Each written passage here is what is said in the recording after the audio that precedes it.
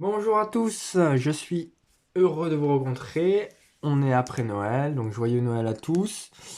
Aujourd'hui, je vais vous présenter mon deck Naturia Vernusylph Ishizu. Je suis très content de vous le présenter aujourd'hui. Ça fait longtemps que je voulais faire cette vidéo, cette présentation de deck, du deck Naturia en tout cas avec les nouvelles, enfin on va dire avec le nouveau support Naturia qui est sorti en octobre. Donc on va commencer tout de suite. Alors, premièrement, je joue une pousse de bambou Naturia. Alors cette carte, si elle est sacrifiée par un monstre Naturia, avec un monstre Naturia, l'adversaire ne peut pas activer de carte magie piège. Bon, cette carte est vachement fumée et elle tue beaucoup de decks en fait si on peut l'invoquer en tour 1, si on go first. Ensuite, je joue le nouveau support Naturia qui est sorti, voilà. Je joue 3 Top Grillons Naturia. Très bonne carte, durant la main phase, donc ça peut être la main phase de l'adversaire aussi. Effet rapide, et je peux sacrifier cette carte, c'est un coup d'activation. J'invoque spécialement un monstre Naturia depuis mon deck, ou je peux invoquer spécialement 2 monstres Naturia si l'adversaire contrôle un monstre avec la plus haute attaque sur le terrain, même en cas d'égalité.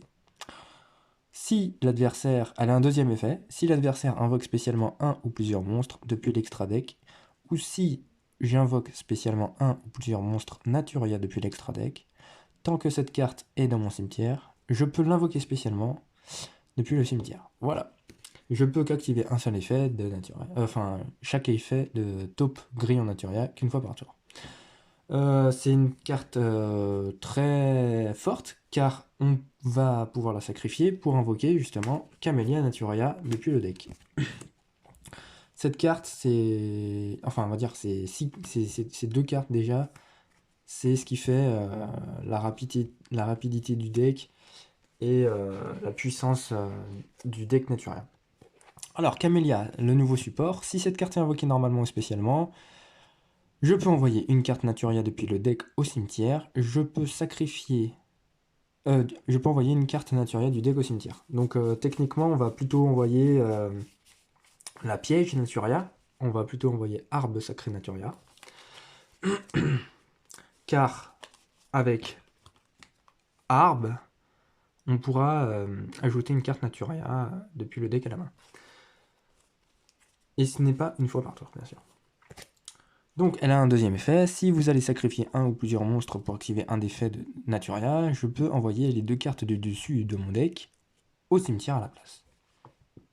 Elle a un troisième effet, si l'adversaire invoque normalement ou spécialement un monstre, je peux invoquer spécialement un monstre Naturia depuis mon cimetière. Donc c'est un effet, ces effets sont super puissants je trouve. Elle a un effet, son effet de Reborn très, très fort, et même son effet d'envoyer deux cartes du deck au cimetière est très fort aussi. Ensuite, j'enchaîne avec une Guêpe Naturia, une Margoulette de la fourmi Naturia, et deux tournesols Naturia. Alors, l'effet du tournesol, c'est un effet de negate. Lorsqu'un effet de monstre de l'adversaire est activé, effet rapide, je peux sacrifier un monstre Naturia et cette carte, annuler l'activation, et si vous le faites, détruisez la carte. Donc, l'avantage de Camellia Naturia, c'est que s'il y a ces deux cartes sur le terrain, j'active l'effet de tournesol pour annuler l'effet d'un monstre de l'adversaire, mais j'active l'effet du coup de Camellia Naturia qui m'empêche de sacrifier, et du coup je envoie deux cartes de mon deck au cimetière. Donc je pourrais utiliser l'effet du tournesol deux fois par tour. Ensuite je joue une punaise des bois Naturia, qui est une très bonne carte, voilà. Lorsqu'un monstre Naturia que vous contrôlez est ciblé par une attaque, effet rapide, je peux envoyer cette carte depuis le terrain au cimetière, j'annule l'attaque et je termine la battle phase. Donc c'est une très bonne carte. Lorsque l'adversaire va cibler un monstre Naturia, j'empêche, voilà. Tout est dit dans les faits. Ensuite, je joue le package Vernusylph. Vernusylph, des collines florissantes. Je joue le package Vernusylph car ça va me permettre d'invoquer spécialement et d'envoyer au cimetière des cartes de bas de terre. De type d'attribut terre, excusez-moi. Vernusylph des collines florissantes, son effet est très fort car je peux défausser cette carte et un monstre ou une carte Vernusylph, point virgule, c'est un coup d'activation bien sûr. J'ajoute une carte Vernusylph du deck à ma main, et je pourrais invoquer spécialement un monstre terre du cimetière. Donc ça peut être n'importe quel monstre terre, quel que soit son niveau, c'est ça qui est fort. Et aussi, bien sûr, je ne peux qu'activer des monstres, des effets de monstres non terre le reste de ce tour. Mais bon, comme je joue principalement, enfin, je joue que des monstres terre, ça ne me pose aucun souci. Et c'est ce qui fait que cette carte est très forte, car souvent, on va tutoriser le canard, Vernusylph, des semis brumisants. Grâce au canard, celui-là, il me permet de tutoriser un monstre terre elfe. Donc, on va pouvoir tutoriser Vernusylph des forêts en éveil. J'en joue 2. Effet du canard, et ils ont tous le même effet après, c'est invoquer spécialement un monstre terre du cimetière. Bon, bref, ils ont tous le même effet. Vernusylph des forêts en éveil. Alors, qu'est-ce qu'il fait lui? Alors, celle-là, c'est l'une des cartes Vernusylph les plus importantes après, bien sûr, la fée. Qu'est-ce qu'il fait? Je peux défausser cette carte et un monstre ou une carte Vernusylph. J'envoie un monstre terre qui est invocable, posable normalement, depuis le deck au cimetière. Donc, comme je joue le package Ishizu, on va soit envoyer Kelbeck, qui est un monstre terre, voilà, ou alors un monstre terre qu'on a envie, donc ça peut être un Naturia, voilà, ce qui peut être très intéressant. Donc j'en joue 2. On peut en jouer qu'un, j'en ai vu à un seul exemplaire, mais moi je veux jouer le plus de monstres terre en fait dans ma main. Comme ça j'utilise beaucoup d'effets de mes Vernusylph. Je joue un dernier Vernusylph qui peut nous aider. Je joue l'ours. Bon, ils ont tous le même effet. Je peux défausser une carte, enfin, cette carte et un monstre ou un Vernusylph. Je pioche une carte et j'invoque spécialement un monstre terre du cimetière. C'est juste son effet de pioche qui est intéressant. Et puis c'est un niveau 3. Bon, ça peut aider quelquefois. Je joue Trône de l'Ange Discipliné. Alors cette carte, je l'ai découverte dans les MP22. Elle est sortie dans les MP22, justement, c'est une nouvelle carte. Et c'est un terre elfe. Je vous la fais découvrir parce que je l'ai découverte il n'y a pas longtemps, je ne le connaissais pas et je trouve son effet intéressant. Si un ou plusieurs monstres qui étaient terre elfe à l'origine sont envoyés depuis ma main ou terrain au cimetière, je peux invoquer spécialement cette carte depuis ma main. Bon, ça permet d'invoquer spécialement, d'avoir une invoque spé gratos si on invoque, si des cartes terre elfe sont envoyées depuis la main. C'est plutôt intéressant car je joue un Kelbeck, ensuite un Agido. J'explique pas le nom de ces cartes parce que ces effets, je vais utiliser plutôt les effets d'envoyer au cimetière. Donc les deux cartes, elles permettent, enfin cette carte, elle permet d'envoyer, si elle est envoyée au cimetière, je peux envoyer 3 cartes, excusez-moi, je peux envoyer 5 cartes du dessus de mon deck au cimetière. Même chose pour Agido, je peux envoyer 5 cartes du dessus de mon deck au cimetière si elle est envoyée de ma main ou du deck au cimetière. Voilà, bon, c'est les effets d'Ishizu, tout le monde connaît, enfin j'espère. Ensuite, je joue 3 Mudora. Les Mudora me permettent de remettre des cartes du cimetière dans le deck, ce qui est très bien, car je vais pas vous cacher qu'en utilisant le package Ishizu, le deck, le deck se vide très vite, et donc les Mudora et les Keldo, ils sont très importants. J'en joue 3 de chaque. Ils ont le même effet. Voilà.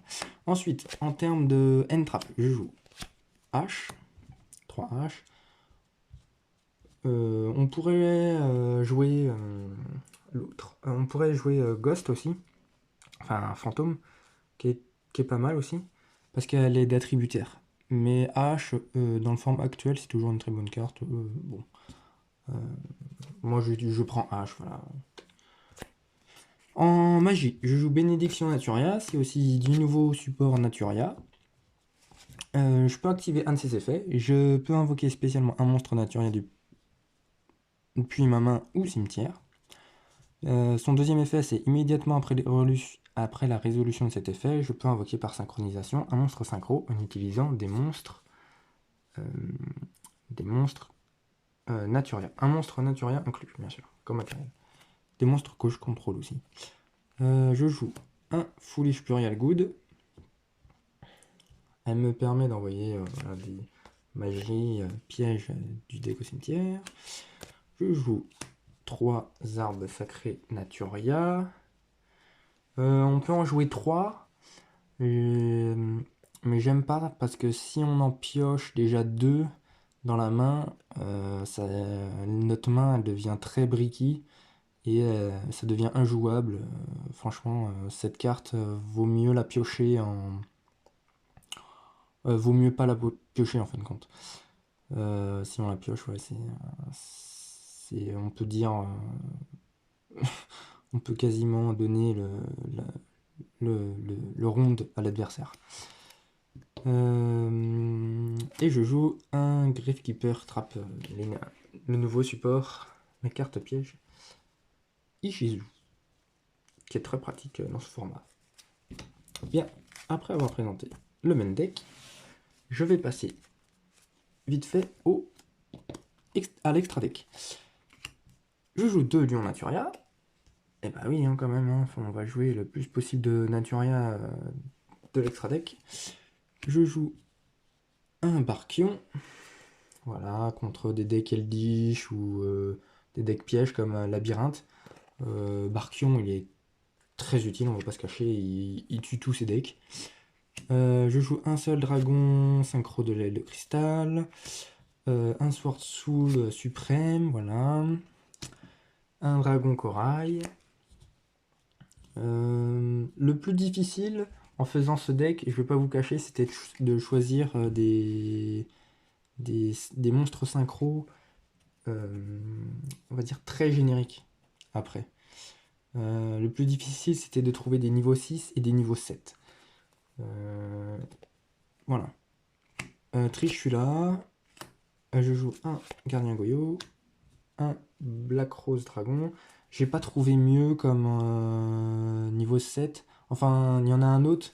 Il y a le cousin de Dragon Synchro de l'aile de cristal. Je sais plus comment il s'appelle, bref. Qui est niveau 7 aussi. C'est le stade en dessous. Et qui est très fort aussi. Mais je ne l'ai pas. Du coup, j'ai mis un Black Rose Dragon. Qui est toujours utile.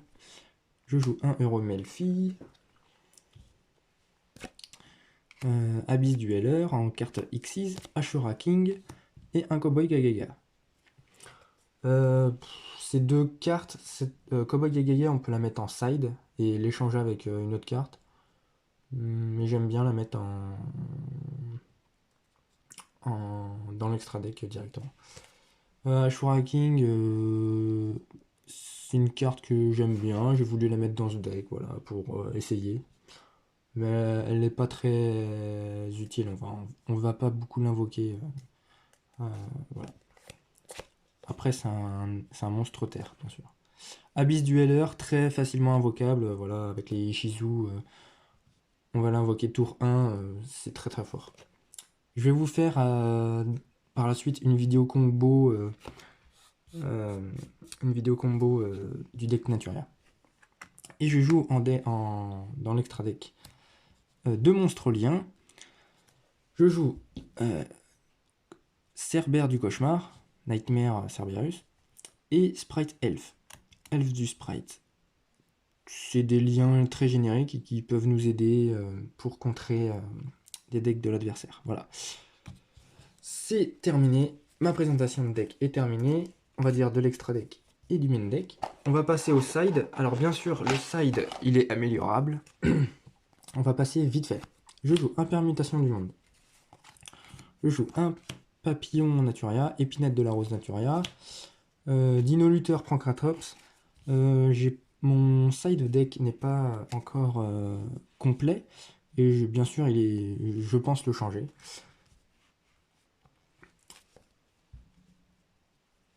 Ensuite, je joue une statue barrière de la sécheresse, un golem de résurrection et un galant granit.